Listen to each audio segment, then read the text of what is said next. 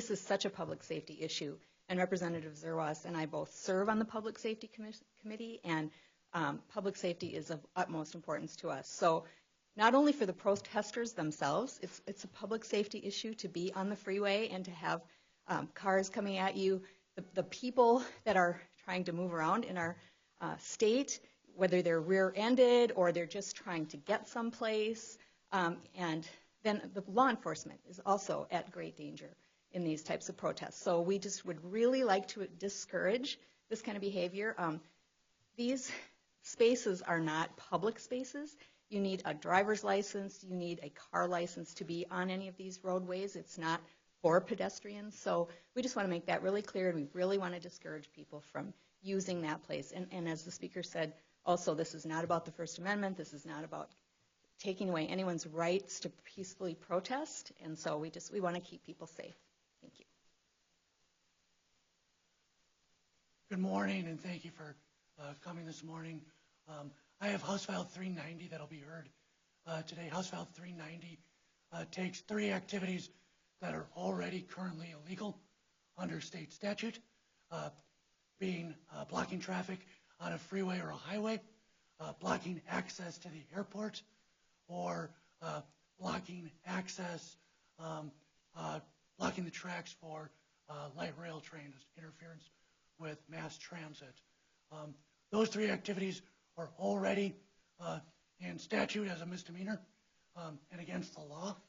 Clearly, as we look at the intent of a criminal penalty, it is to deter criminal activity or to punish the offender.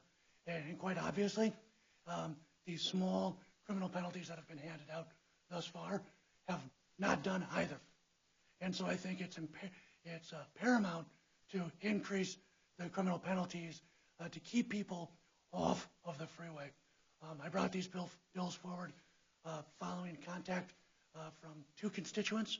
I had a constituent that was trying to, after a 3-month wait, to see a specialist at the Mayo Clinic, trying to travel from Elk River to the Mayo Clinic via 35W.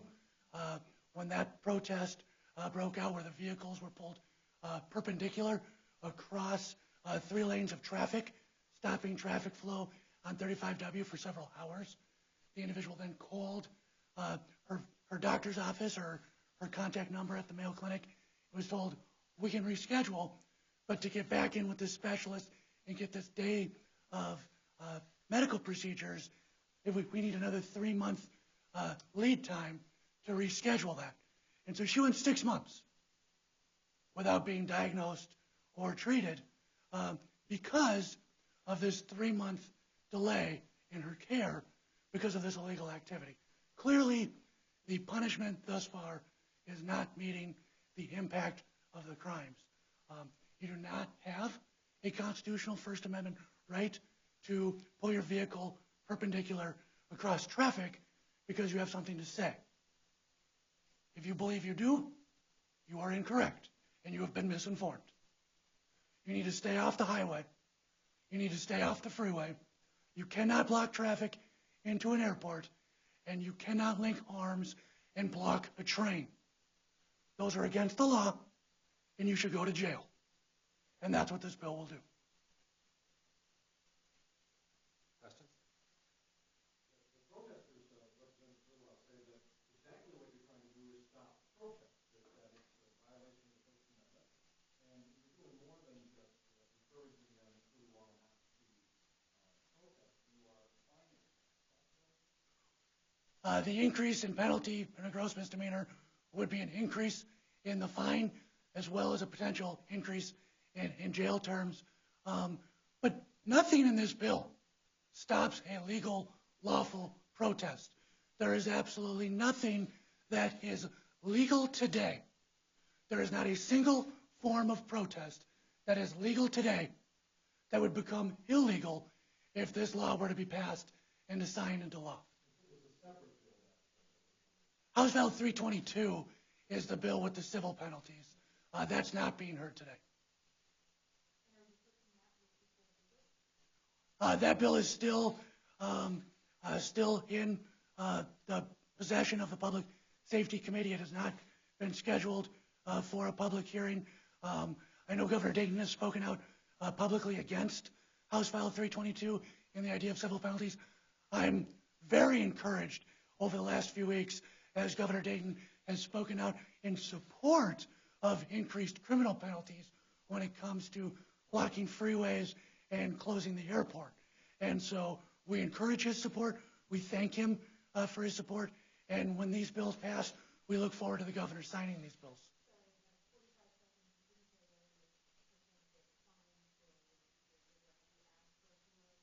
We have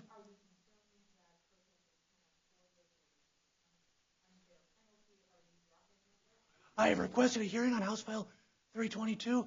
$2.5 million has been expended by property taxpayers in Minneapolis and St. Paul as a result of the law enforcement costs related to policing this illegal activity.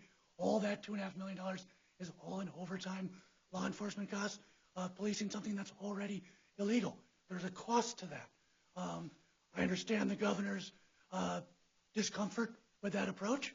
And so in speaking with Representative Lohmer and Speaker Daudt, the one thing I think we can all agree on, the very sensible approach, the common sense approach to this, is to say, okay, let's increase the criminal penalties and let's do what we can to prevent these protesters from causing a serious public safety issue in blocking the freeways, closing the airport, or interfering with mass transit.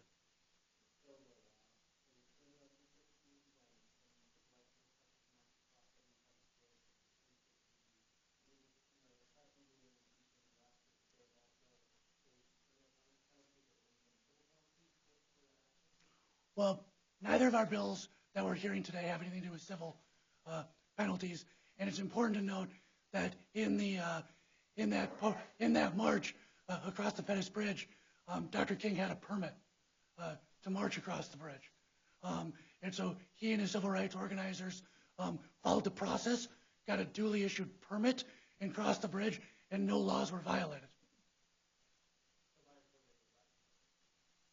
I don't know at what point they were, for what they were arrested, but they had a permit when they crossed the bridge.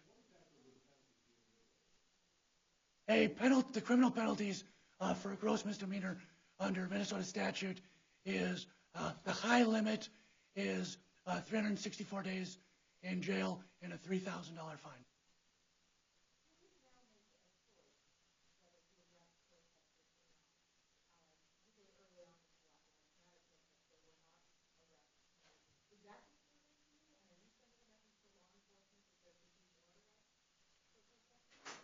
Maybe I'll take, excuse me, I'll take that one. I know personally, okay, sorry.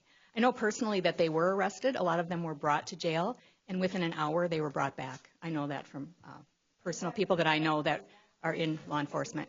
Pardon me? No, the whole reason for doing this bill is so that we can keep them from coming back within an hour.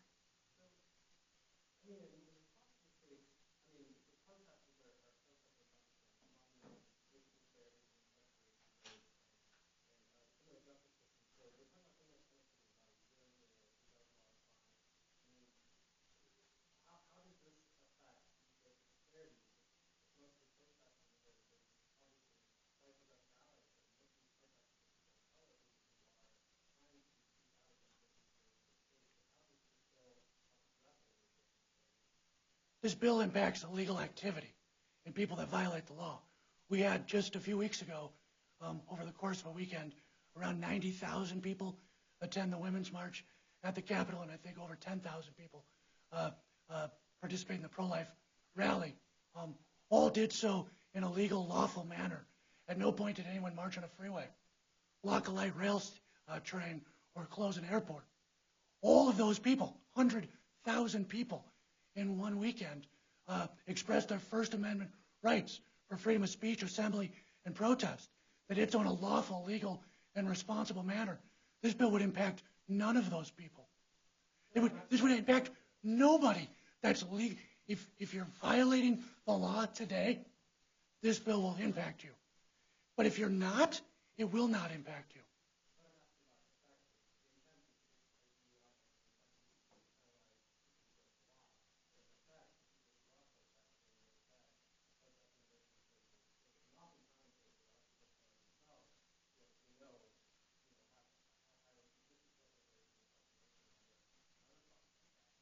there are multiple ways to petition your government for grievances, including the numerous protests that we've seen that have been legal, lawful, and resulted in 0 arrests over the course of the last 18 months. These bills would impact none of that activity and none of those protests. We believe, as the House Republican Caucus, that if you block a freeway, if you close an airport, or if you interfere with mass transit, you should go to jail. Don't block a freeway. Stay off the freeway. What we're saying, if you want. These bills don't recognize race or gender. They simply are saying we don't want behavior happening that's putting people who are potentially protesting or people who are impacted by it into a situation that's frankly unsafe. Freeways are places where cars drive 55 and 65 miles an hour, hopefully not while texting. But if someone steps out into traffic on a freeway, there's a good chance that someone is going to be hurt. These bills are designed to stop that. We don't want that unsafe behavior. These bills aren't in any way targeted at any race or gender or group or ethnic group, anything. They're simply trying to stop unsafe behavior so that we don't have public being put into a situation where severe harm could happen. Or that we're not blocking emergency vehicles from getting to the scene of a medical emergency or other emergency.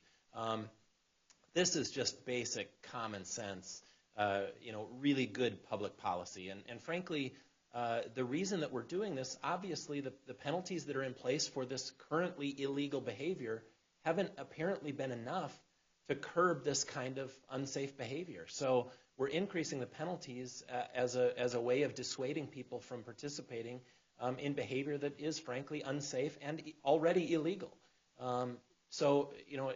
This isn't directed at any group or any, it simply is trying to keep the public and all members of the public safe. I will add on that, we certainly look forward to working with folks to,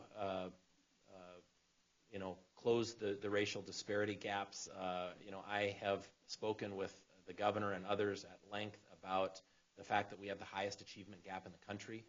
We frankly look forward to working with everyone in St. Paul to close that achievement gap. I don't think there's a way to narrow the racial disparity that's happening in wages and other areas without tackling the achievement gap. And unfortunately, education reform in the state of Minnesota has been a one-sided partisan effort by Republicans who frankly want to make sure that we're giving every child the opportunity to be successful. And I think it's a shame that a minority student in the Minneapolis school district has less than a 50% chance of graduating from high school. And if we don't solve that problem, there are going to be racial disparities throughout their lives. And frankly, that's not on them, that's on us, because we have failed to put the policies in place here in St. Paul that give them the opportunities and the tools they need to be successful through their life.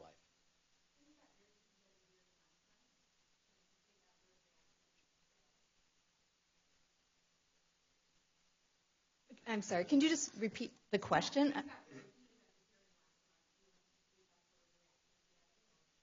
Well, I hope not, but I'm sure that there'll be people there and they'll want to make their voices heard, and that's fine. I mean, this is the people's house, and this is their opportunity to come and say whatever they want. Whenever we have a bill up in committee, people are allowed from the public to come and testify. So there'll probably be people here, yeah. Yeah, and I would just add that the last committee hearing in civil law for House File 322, there were several dozen people signed up to testify. Every member of the public that was signed up, that showed up, was allowed to testify. Nobody was turned away. Everybody's testimony was heard. There was time for questions and answers from members, and then the bill was voted on. After the bill was passed out of committee, there was a disruption that caused the committee to recess for a while, but that didn't happen until after the bill had already passed out of committee. I hope that we can have another respectful dialogue where people from the community have an opportunity to testify and ask questions, and members of both Democrat and Republican members of the House on the committee have time to question us as authors, and then we'll be able to vote on the bill.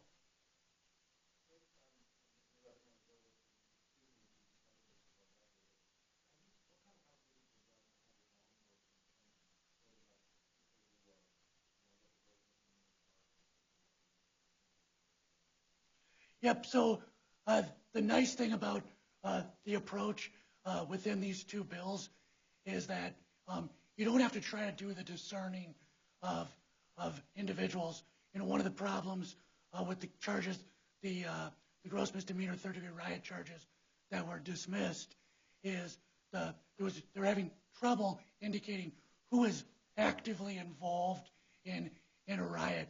What both of these bills do is say, if you block a freeway, if you block access to an airport, or if you interfere with mass transit, that alone is a gross misdemeanor in violation of law.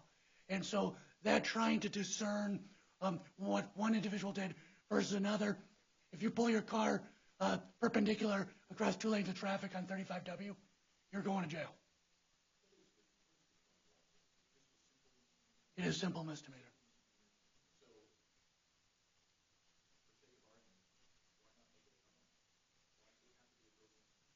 Yep, and we've had a discussion in our caucus about that. I'm on several criminal justice reform bills trying to make less felonies in the criminal code in our state. I was a part of the negotiations around drug sentencing reform and criminal justice reform. I don't think that's the direction we need to go. I hope not. Anyway, interestingly enough, interference with mass transit in current law today, interference with mass transit with any use of force or violence is a felony. And so anyone that forcibly prevents people from boarding a light rail train or forcibly blocks a train is already in violation of a felony. Of course, that hasn't been charged in recent months, but that's already in criminal code today. This, I think, is an appropriate response to say a misdemeanor has not been a deterrent to keep people off of freeways, to keep people off of blocking, closing down airports. And so hopefully a gross misdemeanor will, where someone is actually booked and actually spends time in jail.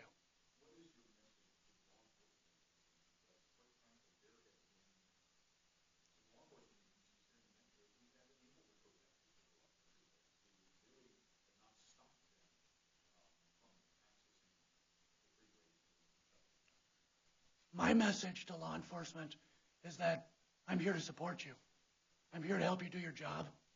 And I think making this a gross misdemeanor will be a tool that you can use to clear the roads and get people off the roads and put them in jail where they won't come back. Can I just quickly address the felony thing, which I think one other point that we have discussed is that when you're a felon, then you're not allowed to vote. And we're not trying to take that right away from people. We still want them to have a voice. Very good. Thank you very much.